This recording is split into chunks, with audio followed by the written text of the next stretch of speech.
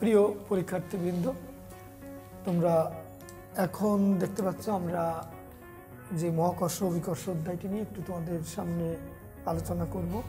যদি তোমাদের কোনো উপকারে লাগে একটু লক্ষ্য করো। তাহলে আমাদের এখনকার বিষয় মহাকর্ষ অভিকর্ষ অধ্যায় 6। অধ্যায় 6 মহাকর্ষ ও অভিকর্ষ।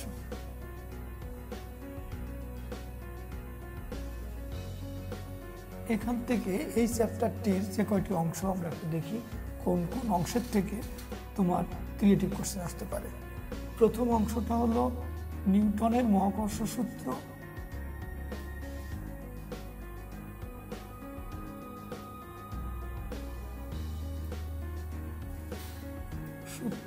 এবং কেপলারের গ্রহগতির সূত্র।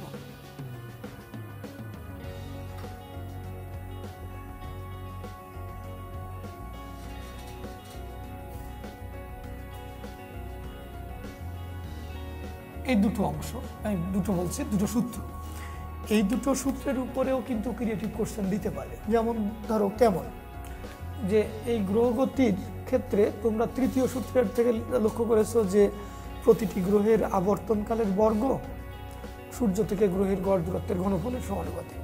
তার মানে নিউটনের মহাকর্ষ সূত্র একটা জিনিস আছে এখানে, এই যে F = G m1 m2 by r square, আর 2 নম্বর হলো t²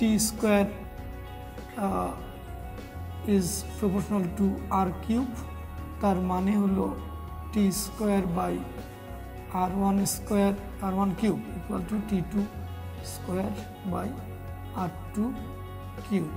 এই যে ফর্মুলাটি আর এই ফর্মুলাটি মিলে এখান থেকে আরেকটা তুমি জানো যে ওই যে এখানে আরেকটা ফর্মুলা এই কেপলারের সূত্র থেকেই তোমার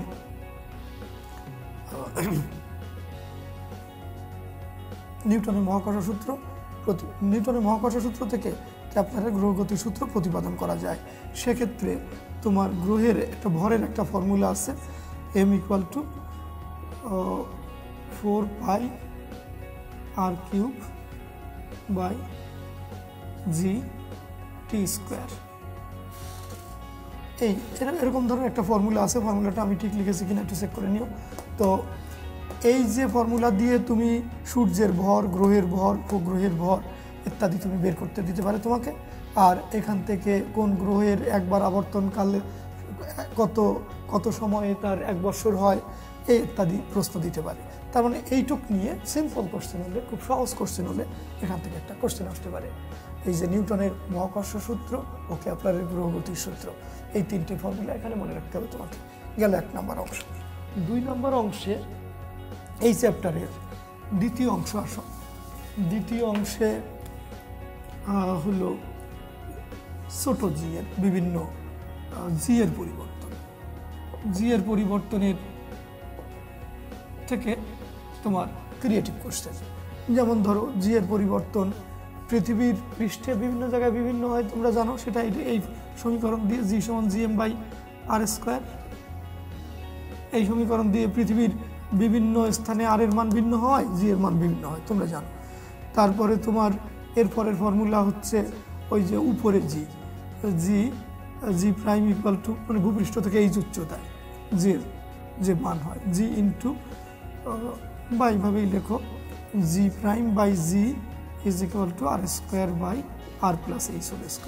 এইটা হলো সেই ভূপৃষ্ঠ থেকে যে স্থানে জি বের করবা সেই স্থানের দূরত্ব, ভূপৃষ্ঠ থেকে উলম্ব উচ্চতা। আর এরপরে তোমার ভূপৃষ্ঠ থেকে এইচ গভীরতায় জি প্রাইম = জি ইন্টু 1 - h/r, এটা একটা। আর পৃথিবীর আবর্তনের কারণে জি এর পরিবর্তন জি থিটা ডিগ্রি অক্ষাংশে জি সমান জি মাইনাস ওমেগা স্কোয়ার আর কজ স্কোয়ার থিটা। এটা একটু দেখে নিও, এম জি থিটা ওকে। এইভাবে জির পরিবর্তন হয়। এই জি এর বিভিন্ন পরিবর্তন দেখিয়ে তোমার ক্রিয়েটিভ কোশ্চেন হতে পারে। যেমন ধরো তোমার এমন একটা কোশ্চেন থাকতে পারে যে কত পৃথিবীর ঘূর্ণন বেগ মানে কৌণিক বেগ বর্তমানের তুলনায় কত গুণ হলে বিষুবরেখার উপর অবস্থিত একটা বস্তু ছিটকে যাওয়ার উপক্রম হবে। বা পৃথিবীর দুই ধরনের ঘূর্ণন আছে, একটা আহ্নিক গতি আর একটা বার্ষিক গতি। এই আহ্নিক গতির আবর্তনকাল তুমি জানো, ওখান থেকে তার আহ্নিক গতির কৌণিক বেগ বের করতে পারবা। বার্ষিক গতির আবর্তনকাল জানো, বার্ষিক গতির কৌণিক বেগ বের করতে পারবা ইত্যাদি। থেকে এখান থেকে এই ফর্মুলাগুলো দিয়ে এক ধরনের ক্রিয়েটিভ কোশ্চেন। তারপরে 3 নাম্বার অংশ হলো ওই মুক্তিবেগ এবং কৃত্রিম উপগ্রহ। এখান থেকে মুক্তিবেগ ও কৃত্রিম উপগ্রহ এখান থেকে আরেক ধরনের ক্রিয়েটিভ কোশ্চেন। এখানে যে ফর্মুলাগুলো আছে তোমার 3টে ফর্মুলা এখানে তুমি জানো। একটা হলো সেই ভিই মুক্তিবেগ √2gr, জি হলো যে গ্রহের তুমি মুক্তিবেগ বের করবা সেই গ্রহের অভিকর্ষজ ত্বরণ আর সেই গ্রহের ব্যাসার্ধ, অথবা এই ভিই সমান √2gm/r, এটা দিয়েও করা যেতে পারে।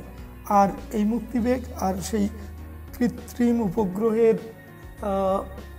উপগ্রহের বেগ, তার আবর্তনকাল, তার উচ্চতা ইত্যাদি নিয়ে, আর তার মানে এই দুটোকে একসাথ করে দিয়ে এখান থেকে একটা কোশ্চেন।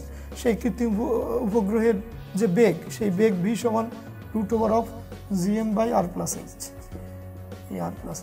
এখানে ওই ভি হলো কৃত্রিম উপগ্রহের বেগ, এম হলো পৃথিবীর ভর পৃথিবীর সাপেক্ষে, আর তো পৃথিবীর ব্যাসার্ধ, এইচ হলো কত উচ্চতায় থেকে কৃত্রিম উপগ্রহ ঘুরছে।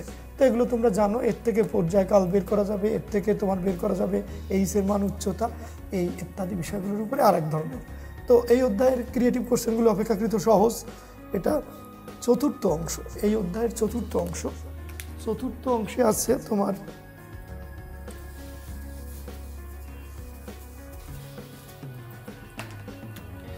4 নম্বর অংশে আছে এই অধ্যায়ের মহাকর্ষীয় প্রাবল্য ও বিভব। মহাকর্ষীয় প্রাবল্য ও বিভব। তো তুমি এখানে জানো দুটো ফর্মুলাই বেশিরভাগ এখানে কাজে লাগে। প্রাবল্য ই সমান gm/r², আর বিভব ভি সমান -gm/r বিন্দু ভরের জন্য। এগুলো সব বিন্দু ভরের জন্য। তো এই দুটো ফর্মুলা দিয়েই তোমার এখান থেকে ক্রিয়েটিভ কোশ্চেন করতে পারে। প্রাবল্য বের করো জায়গায়, মনে করো তোমার একটা ভর এখানে দিয়ে দিল আর একটা ভর এখানে দিয়ে দিল। এটা মনে করো 100 কেজি, এটা মনে করো 200 কেজি, এটার থেকে 4 মিটার দূরে, ওটার থেকে 3 মিটার দূরে একটা বিন্দুতে বিভব কত, প্রাবল্য কত ইত্যাদি। এটা থেকে এটা 4 মিটার, এটা 3 মিটার মনে করো, এখানে সমকোণী ত্রিভুজ হলো, এটা তোমার খেয়াল করতে হবে এই জায়গায় প্রাবল্য কত। প্রাবল্য বের করতে গেলে তোমরা জানো প্রাবল্য ভেক্টর রাশি, তার যোগটোগ ভেক্টর রাশির নিয়মে হবে, ভেক্টর যোগের নিয়মে। আর বিভব হলো স্কেলার রাশি, তার যোগ হবে বীজগাণিতিক নিয়মে। সুতরাং সেই অনুসারে এই সমস্ত জায়গায় তুমি এই সমস্ত ক্ষেত্রে বা সরলরেখার ক্ষেত্রে তুমি এই বিভব প্রাবল্য বের করার চেষ্টা করো। এই একই ধরনের কেস হলো তুমি দ্বিতীয় পত্রের ওই যে স্ট্যাটিক ইলেকট্রিসিটিতে, স্থির তড়িতের ক্ষেত্রেও দেখে থাকবে। তো যাই হোক, এই জায়গার সাথে স্ট্যাটিক ইলেকট্রিসিটির ওই প্রাবল্য আর বিভবের মিল রয়েছে। তো সুতরাং এখান থেকেও এক ধরনের ক্রিয়েটিভ কোশ্চেন আসতে পারে। এই বিষয়গুলো তোমরা একটু দেখে নেবা। বিভিন্ন স্পট অনুসারে, যে তোমাকে একটু আগে বলেছিলাম যে একটা চ্যাপ্টারকে স্লট করে ফেলবা, ফোকাস করবা কোন কোন জায়গার থেকে ক্রিয়েটিভ কোশ্চেন আসতে পারে টিচারের গাইড অনুসারে। সেই টিচার তোমাকে গাইড দিয়ে দিচ্ছে এবং ওই অংশের ফর্মুলাগুলো তোমার মাথার মধ্যে, একটা অংশের দিকে তাকাবা ওই অংশের ফর্মুলাগুলো মাথায় আছে কিনা, আর ওই অংশের থেকে কী ধরনের ক্রিয়েটিভ করতে পারে সেটা নিশ্চিত হওয়ার জন্য বা সেটা সম্পর্কে তোমার মনোবল বাড়ানোর জন্য তুমি কী করতে পারো, একটু টেস্ট পেপার দেখতে পারো, একটু গাইড দেখতে পারো, বা তোমার টিচারের সহায়তা নিতে পারো। ওকে, এই গেল এই অধ্যায়। এরপরে আসবে আমাদের পদার্থের গাঠনিক ধর্ম।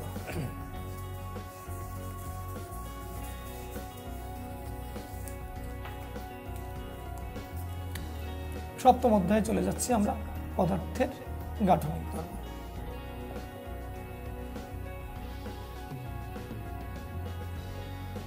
Structural properties of matter.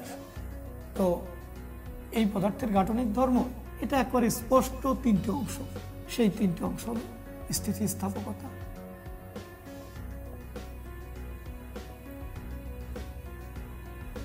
স্থিতিস্থাপকতা বা ইলাস্টিসিটি। এই অংশটায় অনেকগুলো ফর্মুলা আছে এখানে, তার মধ্যে ইয়ংয়ের গুণাঙ্কের ফর্মুলা নির্ণয়ের, তারপরে আয়তন গুণাঙ্কের ফর্মুলা, দৃঢ়তা গুণাঙ্কের ফর্মুলা ইত্যাদি আছে। এই সরাসরি ইয়ংয়ের গুণাঙ্ক বের করতে দেওয়া এটা এক ধরনের ক্রিয়েটিভ। তার সাথে তোমার ওই একটা তারে, একটা স্থিতিস্থাপক তার এক প্রান্তে ভর ঝুলিয়ে দিলে দৈর্ঘ্য বৃদ্ধি হলো, ওখানে কাজ সম্পাদিত হলো, সেই কাজ সেই একক আয়তনের কাজ বা স্থিতিস্থাপক বিভব শক্তি, একক আয়তনের বিভব শক্তি, তারপরে পয়সনের অনুপাত, এইগুলো মিলে স্থিতিস্থাপকতা ও পয়সনের অনুপাত, পয়সনের অনুপাত, এইগুলো মিলে এখান থেকে এক ধরনের ক্রিয়েটিভ কোশ্চেন। তবে উল্লেখ্য যে কখনো কখনো তোমার এই স্থিতিস্থাপকতা অংশটুকু পড়তে তোমার ওই 9-10 ধারণাও কাজে লাগতে পারে। যেমন 9-10 দৈর্ঘ্য প্রসারণ গুণাঙ্ক পড়েছে, যে এর সাথে রিলেট করতে পারে তোমার দৈর্ঘ্য প্রসারণ গুণাঙ্ক। দৈর্ঘ্য প্রসারণ গুণাঙ্ককে তুমি আলফা দিয়ে ইন্ডিকেট করো। এই আলফা সমান হচ্ছে delta L by L1 delta L small দাও, delta L1 into delta theta. এটা হলো দৈর্ঘ্য প্রসারণ গুণাঙ্ক। এই ডেল্টা এল মানে কিন্তু তুমি তোমার এইচএসসিতে ব্যবহার করেছো স্মল এল দিয়ে, আর L1 তুমি এইচএসসিতে ব্যবহার করেছো বড় হাতের এল দিয়ে, আর ডেল্টা থিটা তো তোমার সেই ধারণা টেম্পারেচারের পার্থক্য। তো এই কনসেপ্টটা এখানে বসায় দেওয়া। তো এটাকে দৈর্ঘ্য বৃদ্ধি সরাসরি না দিয়ে এই প্রসারণ গুণাঙ্ক দিয়েও তোমাকে দৈর্ঘ্য বৃদ্ধি বের করে নিতে হতে পারে। এই দৈর্ঘ্য বৃদ্ধি স্মল এলটা এইভাবে বের করে নিতে হতে পারে। এই ধরনের একটু ঝামেলা তোমাকে দিতে পারে। তো সেই জন্য এটা কেয়ারফুল থাকবা। স্থিতিস্থাপকতার সাথে যে ফর্মুলাগুলো জানো তার সাথে এটা একটু স্মরণ করে নিও। ওকে, এটা পড়েছো 9-10 দৈর্ঘ্য প্রসারণ সহগ, ওই রকম ক্ষেত্র প্রসারণ সহগ পড়েছো, আয়তন প্রসারণ সহগ পড়েছো ইত্যাদি। দ্বিতীয় অংশ হলো তোমার সান্দ্রতা। এই সান্দ্রতা অংশের 3 কি 4টা ফর্মুলা এখানে। তোমার 1 নাম্বার ফর্মুলাটা হলো ওই যে F = 6 পাই ইটা ভি আর, এটা স্টোকসের ফর্মুলা। 2 নাম্বার হলো ইটা সমান F divided by A D V by D X, অর্থাৎ সান্দ্রতাঙ্ক বা সান্দ্রতা গুণাঙ্ক। 3 নাম্বারটা হলো প্রান্তিক বেগের formula, V = 2r² g rho s minus rho f divided by 9। এটা এই যে ফর্মুলাগুলো, এই ফর্মুলাগুলো এর মধ্যে দিয়ে ঘুরে ফিরে অঙ্ক আসে। তবে এইটা দিয়ে বেশিরভাগ ক্ষেত্রে এটা কাজে লাগে। তোমার বেশি দেখা যায় ক্রিয়েটিভ কোশ্চেন এটার উপরেই বেশি থাকে। তো এই ফর্মুলাগুলো মনে রাখবা। এবং একটা ঘটনা আছে এখানে, যেমন মনে করো ওই আকাশ থেকে বা মেঘের থেকে বৃষ্টি পড়ছে, 8টা ছোট বৃষ্টির ফোঁটা পড়তে পড়তে মিশিয়ে একটা হয়ে গেল। সেখান থেকে তোমার এই বড় ফোঁটার বেগ, ছোট ফোঁটার বেগ দেওয়া থাকবে, বড় ফোঁটার প্রান্তিক বেগ বের করো, তো প্রান্তিক বেগ বের করতে পারে। আবার ওই 8টা ফোঁটা একত্রিত হয়ে একটা বড় ফোঁটায় যে পরিণত হলো, ওখানে পৃষ্ঠ টান দিয়ে ওখানে কতটুকু কাজ সম্পাদিত হলো, এ ধরনের এক ধরনের কোশ্চেন কিন্তু, অর্থাৎ তৃতীয় অংশের সাথে এই সান্দ্রতা অংশ মিশিয়ে তৃতীয় অংশ হলো পৃষ্ঠটান। এই পৃষ্ঠটান অংশটুকু এখানে যে ফর্মুলাগুলো আছে এর সাথে এটা মিলিয়ে তোমার এক ধরনের ক্রিয়েটিভ কোশ্চেন করতে পারে। তার মানে দুটোর মধ্যে ব্রিজ করা যেতে পারে।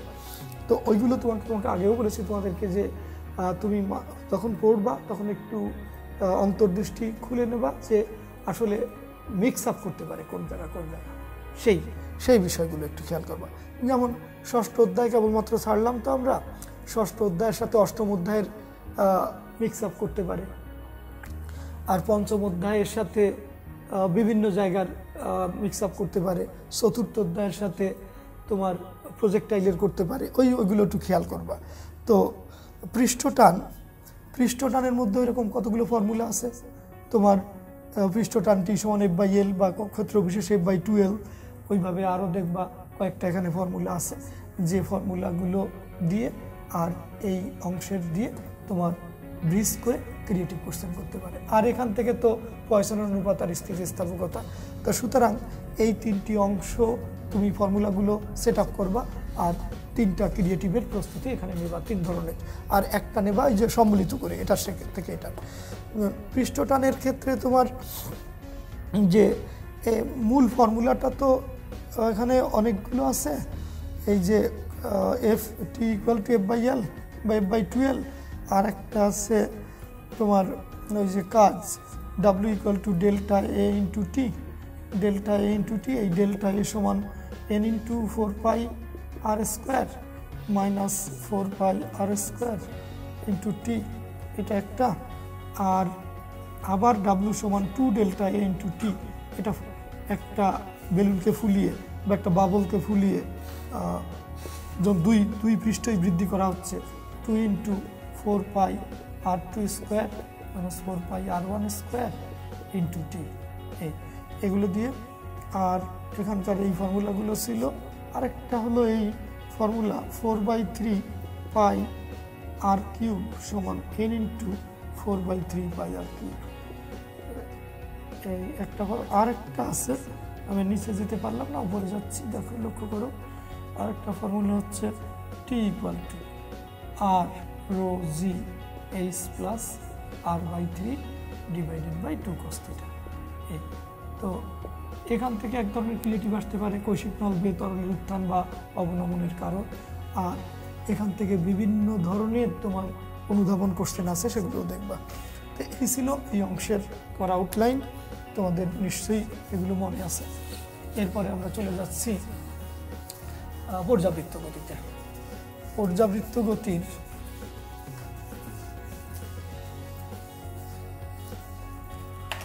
অষ্টম অধ্যায় বা পর্যাবৃত্ত গতি, পিরিয়ডিক মোশন, এটার কয়টা অংশ? এটার মেইনলি 3টে অংশ যেতে পারি আমরা। 3টা পর্যাবৃত্ত গতির 2টো অংশ। একটা হলো ওই যে তোমার সাধারণ পর্যাবৃত্ত গতির বিভিন্ন দিক, যেমন পর্যাবৃত্ত গতির সরণ, বেগ, পর্যাবৃত্ত গতির সরণ, বেগ, ত্বরণ, পর্যায়কাল, কম্পাঙ্ক, তাই এই ইত্যাদি রিলেটেড যে ক্রিয়েটিভ। তোমরা জানো সরণের সমীকরণ হলো x = sin ωt + ডেল্টা, এগুলো মিলে এখানে তো বেগের সমীকরণ আছে, ত্বরণের সমীকরণ আছে। যে পর্যাবৃত্ত গতিতে যে কণাটি গতিশীল থাকে তার সরণ, তার বেগ, সরণ পেলে ডিফারেন্সিয়েট করে বেগ, তাকে ডিফারেন্সিয়েট ত্বরণ ইত্যাদি তোমরা বের করতে পারো। তো এরপরে এই পর্যাবৃত্ত গতিসম্পন্ন কণার ক্ষেত্রে শক্তির নিত্যতা সূত্র প্রয়োগ করা যায়। সেখান থেকে সে তার এই কণাটির শক্তির নিত্যতা এর সাথে সংশ্লিষ্ট করে দিতে পারে, শক্তির নিত্যতা। তো পঞ্চম অধ্যায়ে দেখেছে শক্তির নিত্যতা, এখানে ওই কণার ক্ষেত্রেও শক্তির নিত্যতা হতে পারে, আবার প্রজেক্টাইলের ক্ষেত্রেও শক্তির নিত্যতা হতে পারে। তো বিভিন্ন জায়গায় এই শক্তির নিত্যতা তোমাকে করবে, জ্বালাতন করার চেষ্টা করবে। তুমি সব জায়গাতে একটু দৃষ্টি খুলে রাখবা যে এগুলোকে কিভাবে ব্রিজ করা যায়। তো এখানে শক্তির নিত্যতা বিষয়টিও এসে পড়ে। তো এই জায়গায় এই সরল সন্ধিত গতি আবার করে স্প্রিংয়ের পঞ্চম অধ্যায়ে স্প্রিংয়ের কিছু পড়েছো, স্প্রিংয়ের বিভব শক্তি পড়েছো, স্প্রিং প্রসারণ করলে যে কাজ সম্পাদিত হয় তা পড়েছো। এখানে স্প্রিংয়ের আবার সমন্বয় আছে, স্প্রিংয়ের শ্রেণী সমবায় আছে, সমান্তরাল সমবায় আছে। অত স্প্রিংয়ের অত ডিটেইল পড়া লাগবে না। স্প্রিংয়ের গতিকে সরল সন্ধিত গতি ধরে স্প্রিংয়ের উলম্ব গতি ভালো বা অনুভূমিক গতি যেটাই বলো, স্প্রিংয়ের গতি এর থেকে ওই সরল সন্ধিত গতির সমস্ত সমীকরণ এখানে পালিত হবে। তো সেই জন্য এটার বেলায়ও এই তথ্যগুলো অবলম্বনে স্প্রিং দিয়েও তোমার কোনো ক্রিয়েটিভ কোশ্চেন দিতে পারে। আর 3 নাম্বার তো সরল দোলক, তৃতীয় অংশ। সরল দোলকের একটা বেসিক সূত্র, সরল দোলকের সেই সূত্রটা হচ্ছে তোমার T = 2π√L/g। এই এল সমান হচ্ছে আবার এল প্লাস আর, এটা তুমি জানো। এই সরল দোলক খনিতে নিলে, পাহাড়ের চূড়ায় নিলে এর সাহায্যে আমরা পাহাড়ের উচ্চতা মাপতে পারি, খনির গভীরতা মাপতে পারি। তারপরে আবার ওই শীতকালে দোলনকাল কত হবে, গ্রীষ্মকালে দোলনকাল কত হবে, এগুলোও বের করতে পারি। ওইগুলো একটু রিলেটেড, সরল দোলক রিলেটেড ক্রিয়েটিভ কোশ্চেন তোমার পরীক্ষা আসতে পারে, তুমি সেগুলো একটু ভালো করে লক্ষ্য রাখবা। এখানে আরও অনেকগুলো ফর্মুলা আছে, সেই ফর্মুলাগুলো যেমন শীতকালে দোলনকাল কী হয়, এই টি প্রাইম সমান শীতকালে ফার্স্টে যায় তাই 2 × 86400 ডিভাইডেড বাই, মনে করো এন সেকেন্ড দ্রুত চললো তাহলে সেটা 86400 প্লাস এল, এটা শীতকালে দ্রুত চললে তার দোলনকাল। এইভাবে গ্রীষ্মকালে ধীরে চললে তার এখানে মাইনাস হয়ে যাবে। তো সেই জন্য কেন দ্রুত চলে, তো তোমার এই বিষয়ে তোমার কত সেকেন্ড ধীরে গেল বা দ্রুত গেল তা তোমার ক্যালকুলেট করতে দিতে পারে, এবং ইভেন পাহাড়ের উচ্চতা কত তাও বের করে দিতে পারে। এই সরল বিষয়, এই বিষয়গুলো তুমি প্রস্তুতি নেবে। তো আশা করি এখান থেকেও তোমরা পারবে। এই তিনটে জায়গা তোমাদেরকে বলে দিলাম, সরল রিলেটেড একটা, স্প্রিংয়ের একটা, তবে পঞ্চম অধ্যায়ের কথা স্মরণ রেখে স্প্রিং পড়বা, আর এখানে সিম্পল সরল সর্দিত গতি। এরপরে আসে আমাদের তরঙ্গ গতি, তবে তরঙ্গ গতির সাথে পর্যাবৃত্ত গতির কিন্তু মিল রয়েছে, তাহলে সকল তরঙ্গ গতি কিন্তু পর্যাবৃত্ত গতির মধ্যে পড়ে। তো এবার তরঙ্গের মধ্যে আসো, নবম অধ্যায় তরঙ্গ বা ওয়েভ। এই তরঙ্গ অধ্যায়টিও কিন্তু বেশ বড় অধ্যায়। অষ্টম অধ্যায়টা একটু ছোট ছিল, পঞ্চম অধ্যায়টা একটু ছোট ছিল, এই তরঙ্গ অনেক বড় অধ্যায়। তো এখান থেকে প্রথম অংশ হচ্ছে তোমার নবম দশম শ্রেণীতে যা পড়েছে, ওই যে কয়টা formula B equal to F lambda, S equal to N lambda, এই যে ফর্মুলাগুলো দিয়ে যে অঙ্কগুলো করা যায় অতি সাধারণ অঙ্ক। তারপরে ওই যে প্রতিধ্বনি আছে, ওই 9, 10 যা পড়েছে ওইগুলো একটু রিভিশন দিও, 1 নাম্বার গেল। সাধারণ বিষয়গুলো S equal to N lambda, V equal to F lambda, এই যে সমীকরণগুলো, তারপরে প্রতিধ্বনি মিলে এখানে যা আছে এগুলো একটু দেখো। সেই 9, 10 লেভেলের কোশ্চেন অনেক সময় এই একেবারে সহজ কোশ্চেন করলেও তোমাদের কাছে কঠিন মনে হয়, কারণ ওই যে দেখে যাও না একটু যে আগের পড়া জিনিসগুলো, সেই জন্য একটু দেখে যেও, 9, 10 বিষয়গুলো একটু হালকা ধারণা নিয়ে যেও। তো এটা গেল, প্রথম অংশটা গেল এই সমস্ত। দ্বিতীয় অংশটা আসো, দ্বিতীয় অংশটা আমাদের এখানে, দ্বিতীয় অংশটা কি হবে? দ্বিতীয় অংশটা হবে হলো অগ্রগামী তরঙ্গ, প্রোগ্রেসিভ ওয়েভ বা ট্রাভেলিং ওয়েভ, অগ্রগামী তরঙ্গের সমীকরণ তোমরা জানো, y equal to a sin 2π/λ vt - x। এই প্লাস মাইনাস দিয়ে দাও, তাহলে একসাথে দুটোই হবে।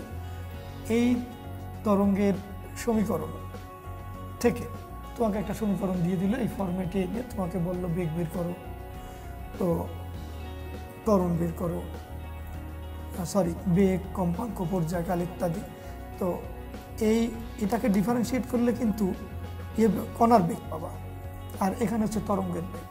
ওকে, তো গেল। এটার থেকে বিভিন্ন রাশি তোমাকে বের করতে বলতে পারে।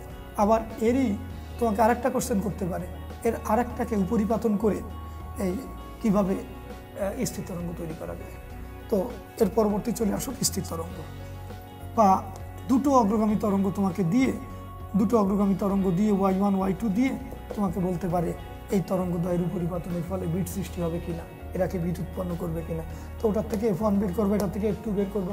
F1 F2 একই হলে বিট সৃষ্টি করবে না, পার্থক্য হলে বিট সৃষ্টি করবে। তো এই দুটো অগ্রগামী তরঙ্গ দিয়ে বিভিন্ন ধরনের ক্রিয়েটিভ কোশ্চেন করতে পারে। তো তৃতীয় অংশ হলো তোমার স্থির তরঙ্গ। স্থির তরঙ্গ তোমার ওই বিভিন্নভাবে তৈরি করা যায়, বিভিন্ন বইতে আছে দেখবা স্থির তরঙ্গ। তো সহজ সরল পদ্ধতি হলো ডক্টর শাহজাহান তপনের বইতে লেখা। তো সহজ সরল পদ্ধতিটাই ভালো, যে এই দুটো তরঙ্গ দেখছো, দুটো তরঙ্গের উপরিপাতনের ফলে যে তরঙ্গটি উৎপন্ন হবে লব্ধি তরঙ্গ, ওটা স্থির তরঙ্গ। তো সেই স্থির তরঙ্গ বিভিন্নভাবে তৈরি করা যায়, এর সাথে একটার সাথে পাই যোগ করে করা যায়। তো সুতরাং বিভিন্নভাবে স্থির তরঙ্গ তৈরি করা যায়। স্থির তরঙ্গ একটা দিয়ে তোমাকে বললো যে স্থির তরঙ্গের বেগ বের করো, অথবা বললো যে স্থির তরঙ্গটি যে দুইটি অগ্রগামী তরঙ্গের সমন্বয়ে গঠিত তাদের সমীকরণ বের করো। তো তখন তোমাকে ওই সমীকরণ দুটো বের করে দিতে হবে, আর ওই দুটো তরঙ্গ মিলে তোমার বিট হবে কিনা ইত্যাদি বিভিন্ন ধরনের কোশ্চেন করতে পারে। স্থির তরঙ্গ থেকে এক ধরনের প্রস্তুতি নেবা। তারপরে আসে বিট। বিট থেকে এক ধরনের প্রস্তুতি নেবা। বিটের সাহায্যে সুরসরাকার কম্পাঙ্ক নির্ণয় করা যায়। সেখানে তোমার number of bits produced per second is f1 difference of f2। তো এই ফর্মুলা দিয়ে বিটের বিভিন্ন ধরনের অঙ্ক আছে, সেই অঙ্কগুলো করবা, সেখান থেকে ক্রিয়েটিভ কোশ্চেন আসতে পারে। তো বিট গেল। বিটের পরে তোমার আসে 4 নাম্বার হলো এক মুখ খোলা নল, দুই মুখ খোলা নল। এক মুখ খোলা বা এক মুখ বন্ধ, যে কোনো কথা। এক মুখ খোলা নল ও দুই মুখ খোলা নল।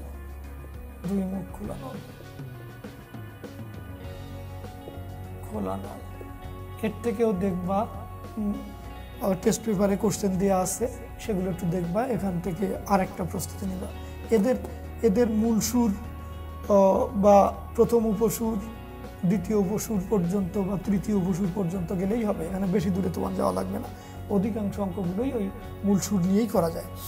তো গেল। এবারে এটা 5 ছিল, 5 নাম্বার পয়েন্ট। এটা 6-এর মধ্যে তুমি আসতে পারো ওই যে তোমার তীব্রতা লেভেল,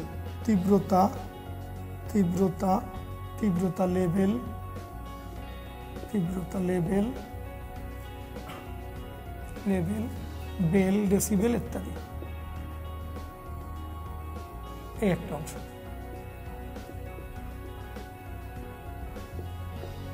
ডেসিবেল, এখানের যে ফর্মুলাগুলো আছে তোমরা নিশ্চয়ই জানো। ওই যে লগারিদম তীব্রতা লেভেল বিটা সমান, যদি তুমি ডেসিবেল ইউনিটে যাও 10 লগ ই ভিত্তিক লগারিদম I/I0। আই হলো যে কোনো তীব্রতা আর I0 প্রমাণ তীব্রতা টু দ্য বেস 10। এই ফর্মুলা দিয়ে তোমার বিভিন্ন রকমের তীব্রতা লেভেল বের করতে পারে। তীব্রতা লেভেল দেওয়া আছে, ইন্টেন্সিটি বের করতে পারে, দুইটা শব্দ উৎস দিয়ে সম্মিলিত তীব্রতা লেভেল বের করতে বলতে পারে ইত্যাদি বিভিন্ন ধরনের অঙ্ক আছে, কিন্তু ফর্মুলাই একটাই।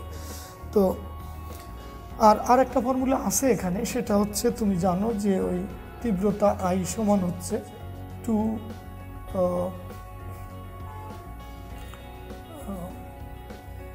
তীব্রতা I সমান P/4πr²। এটা একটা আছে বিন্দু উৎসের জন্য। আর একটা ফর্মুলা আছে তীব্রতা সমান 2π² a² f² v ρ।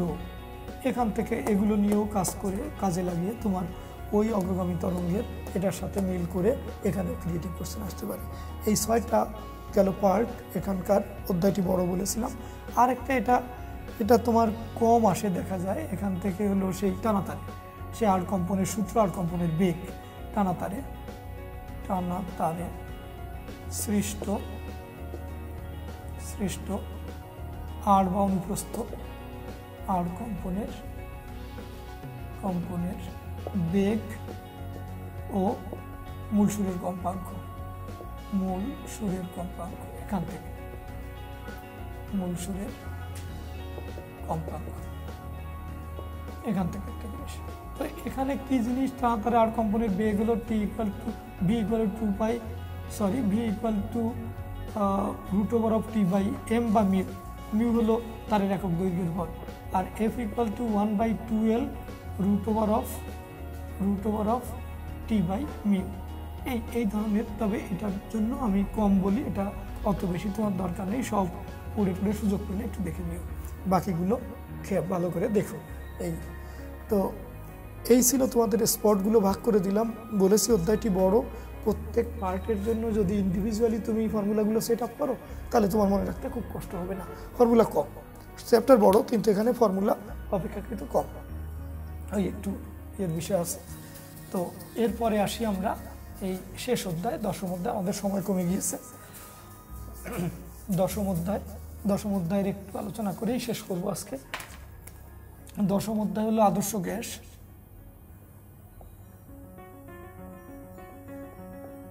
ও গ্যাসের গতিতত্ত্ব।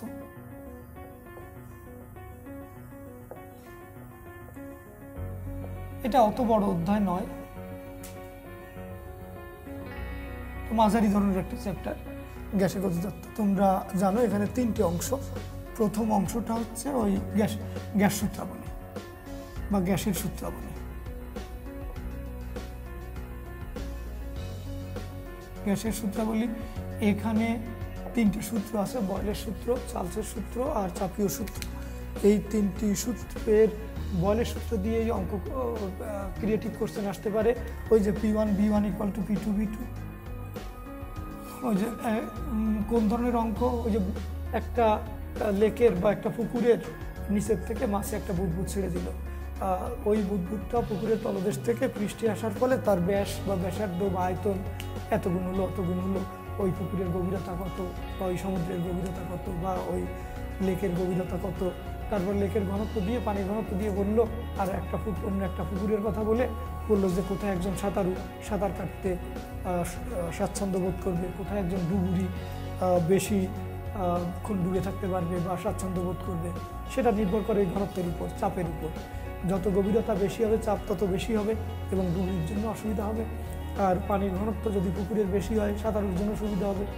এই ইত্যাদি বিষয়ক এক ধরনের ক্রিয়েটিভ কোশ্চেন তুমি এখান থেকে প্রস্তুতি নিতে পারো। তো তুমি টেস্ট পেপার দেখে নেবা যে এখানে কী ধরনের কোশ্চেন আসে। ভালো ভালো কোশ্চেন আসে এখানে। তারপরে হলো গ্যাসের গতিতত্ত্ব অংশ। গ্যাসের গতিতত্ত্ব অংশে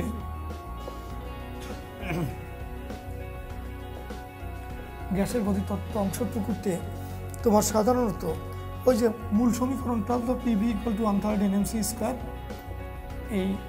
এই হলো তোমার, এখানে m হলো একটা অণুর ভর, n হলো মোট অণুর সংখ্যা, আর c হলো গড় বর্গবেগের বর্গমূল। তো অনেক সময় অনুধাবন কোশ্চেন আসতে পারে গড় বেগের পরিবর্তে কেন গড় বর্গবেগের বর্গমূলকে হিসাব করা হয় গ্যাসের গতিতত্ত্বে। এটা এক ধরনের। আর এর থেকে বিভিন্ন জিনিস আমরা বের করতে পারি যে একই দেখো এই c সমান গড় বর্গবেগের বর্গমূল 3p/ρ, এটা একটা। আর এই c সমান তুমি লিখতে পারো √3RT/m। m হলো এক মোলের ভর, আর হলো মোলার গ্যাস, t হলো পরম তাপমাত্রা। এই c সমান দেখো আবার লিখতে পারো তুমি 3kT/m। আবার c সমান C1/C2 সমান √T1/T2। এই c এর দেখো 1 2 3 4টা ফর্মুলা ফেলে, এই 4টা ফর্মুলা, অর্থাৎ তোমাকে এই গ্যাসের গতিতত্ত্ব অংশ থেকে কোশ্চেন দিলে একটা পার্ট তোমার সি বের করার প্রশ্ন থাকতে পারে।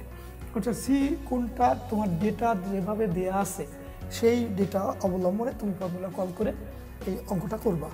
তো এরপর আসে মোট গতিশক্তি সমান 3/2 nRT। তো 3/2 RT যদি n মোলের হয় তাহলে nRT। তো এখানে মোট গতিশক্তি, আর 1 মোল হলে তো এখানে শুধু 3/2 RT হবে। গড় গতিশক্তি হলো, গড় গতিশক্তির ফর্মুলা হচ্ছে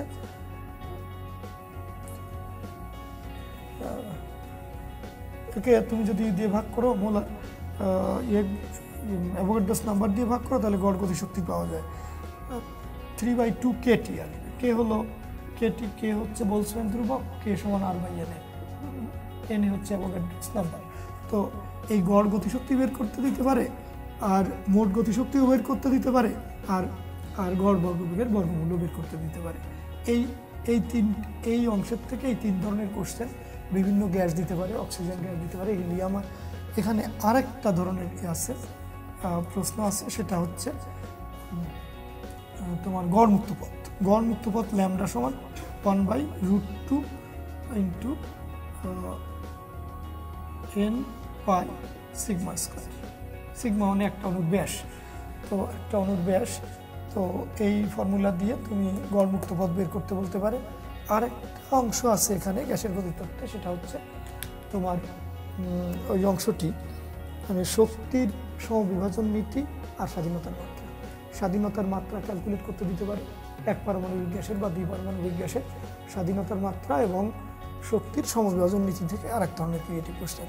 তেমন এই অংশগুলোর থেকে এই ফর্মুলাগুলো এবং এর সাথে সমবিভাজন নীতি আর স্বাধীনতার মাত্রাটুকু একটু পড়ে নেবা, তাহলে এই অংশটা চলে যাবে। এরপরে আসে আমাদের ওই থার্ড পার্ট, এই অধ্যায়ের থার্ড পার্টে তোমার আসে আর্দ্রতা মিতি। আর্দ্রতা মিতির তোমার এখানে দুইটা ফর্মুলা মেইনলি। তো আর ইকুয়াল টু আপেক্ষিক আর্দ্রতা আর সমান টেপ বাই বর্ডে, কিন্তু তোমরা জানো যে এটা কোনটা কি। আর হচ্ছে শীর্ষাঙ্ক নির্ণয়ের আরেকটা ফর্মুলা θ1, এটা শীত ও শুষ্ক বল থার্মোমিটার থেকে এই ফর্মুলাটা আসে, ইন্টু θ1 - θ2। এই শীর্ষাঙ্ক নির্ণয় করার এই ফর্মুলা আর আপেক্ষিক আর্দ্রতা নির্ণয় করার এই ফর্মুলা। তো তোমাকে বিভিন্নভাবে ডেটা দিয়ে এখান থেকে অঙ্ক দিতে পারে। তো দেখো যে এখানে ওই কয়েক বছর দেখবা রাজশাহী বোর্ড বা অন্যান্য, ঢাকা বোর্ডে না, অন্যান্য বোর্ডে দেখবা তোমার ওই মোহাম্মদ ইসহাক স্যারের বই অথবা সুশান্ত সরকার স্যারের বই, ওখান থেকে যে পুরানো বইয়ের কথা, সেখানে যে কঠিন অঙ্কগুলো ছিল তা দিয়েও ক্রিয়েটিভ কোশ্চেন দিচ্ছে বিভিন্ন বোর্ডে। তো যেগুলো আগে আসতো না পরীক্ষায়, ইদানিং সেগুলো দিয়ে ক্রিয়েটিভ কোশ্চেন বানাচ্ছে। যদি তোমার সময় থাকে তাহলে দেখো, নাহলে নর্মাল যেগুলো তোমার নতুন বইতে আছে ওগুলো দেখো। তো এখান থেকে এই আপেক্ষিক আর্দ্রতার বের করতে বলতে পারে যে তুমি কোন জায়গার মানুষ, যেমন ধরো ঢাকার তাপমাত্রা একই কার সাথে, কক্সবাজারের সাথে, কিন্তু কক্সবাজারে দেখা গেল আপেক্ষিক আর্দ্রতা কোস্টাল এরিয়ায় 90%, ঢাকায় 80%, তাপমাত্রা একই, আপেক্ষিক আর্দ্রতা ওখানে বেশি এখানে কম। কোন জায়গার মানুষ অপেক্ষাকৃত সুস্থতা বোধ করবে, স্বাচ্ছন্দ্য বোধ করবে? তো অবশ্যই ঢাকার মানুষ স্বাচ্ছন্দ্য বোধ করবে, কারণ ঢাকায় শরীর দুই জায়গায় ঘামবে, 30 ডিগ্রি এখানে যদি হয় ওখানেও 30 ডিগ্রি হয়, তাহলে ঢাকার মানুষও ঘামবে, ওই কক্সবাজারের মানুষও ঘামবে। কিন্তু ঢাকায় ঘাম শুকিয়ে যাবে তাড়াতাড়ি, ওখানে ঘাম শুকাবে না, ওই আর্দ্রতা বেশি হওয়ার জন্য। সেই কারণে ঢাকার মানুষই স্বস্তি বোধ করবে বা স্বাচ্ছন্দ্য বোধ করবে। তারপরে ধরো ওই বিভিন্নভাবে এই চাপের পরিবর্তনের কারণে ঘরের জানলা খুলে দিলে অনেক সময় ঘরের থেকে বাতাস বাইরে যায়, বাইরের থেকে ঘরের বাতাস আসে, এইগুলো বিষয়গুলো একটু দেখো। তো এখানে মূলত আপেক্ষিক আর্দ্রতা আর হলো ওই স্বস্তি বোধ করা, মানে আবহাওয়ার ডেটা দিয়ে, চার্ট দিয়ে কোশ্চেন দিতে পারে বা বিভিন্ন তথ্য দিয়ে কোশ্চেন দিতে পারে, এগুলো একটু দেখো। তো পরীক্ষার্থী বন্ধুরা তো দেখলে যে যতটুকু এই স্বল্প সময়ে যতটুকু তোমাদেরকে পেরেছি, একটু চ্যাপ্টার ওয়াইজ বিভিন্ন অংশের ফর্মুলা মনে রাখার কথা বলেছি, সুন্দরভাবে সেট করে রাখার।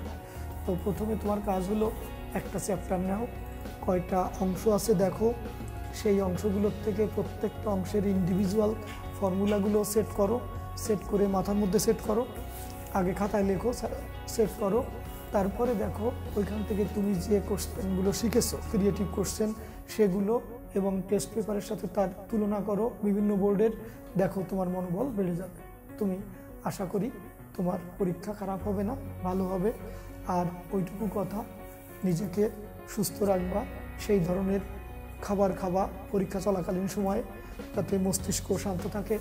তারপর মা বাবাকে বলবা যে তোমার সুস্থতার জন্য তারাও যেন খেয়াল করে। আর শরীর সুস্থ থাকলে, মন সুস্থ থাকলে অবশ্যই তোমার পরীক্ষা ভালো হবে। তোমাদের সার্বিক মঙ্গল কামনা করি, সবার পরীক্ষা সুন্দর হোক, ভালো হোক, সবাই ভালো রেজাল্ট করো। আল্লাহ, ঈশ্বর তোমার সহায়ক।